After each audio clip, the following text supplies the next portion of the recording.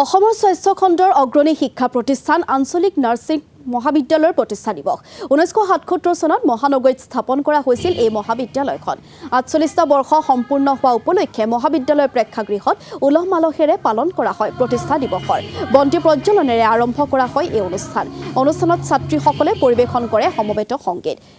উপস্থিত থাকে গুৱাহাটী চিকিৎসা মহাবিদ্যালয়ৰ অধ্যক্ষ ডাক্তৰ অচ্যুত চন্দ্ৰ বৈশ্য শ্ৰীমন্ত শংকৰদেৱ বিশ্ববিদ্যালয় পঞ্জীয়ক ডাক্তৰ সুজিত বৰধান এচিএছ জ্যোৎস্না মেধি পাটগিৰি ডাক্তৰ গীতা দাস আৰু ডাক্তৰ ৰঞ্জিতা বৰাৰ লগতে মহাবিদ্যালয়ৰ ছাত্ৰীসকলৰ লগতে আন কেইবাগৰাকীও বিশিষ্ট ব্যক্তি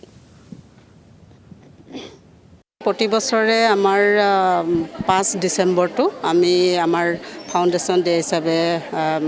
পালন কৰোঁ কিন্তু সেইটোৰ লগত সংগতি ৰাখি আমি আমাৰ মহাবিদ্যালয় সপ্তাহ উদযাপন কৰোঁ আৰু মহাবিদ্যালয় সপ্তাহ বুলি ক'লে জানে বিভিন্ন অনুষ্ঠান থাকে আৰু গোটেই অনুষ্ঠানবিলাকত আমাৰ সকলো গোটেইবিলাক ছাত্ৰীয়ে হয় ছাত্ৰীয়ে মানে ইনভলভ হৈ থাকে আৰু পাৰ্টিচিপেট কৰে খেল ধেমালিৰ পৰা আদি কৰি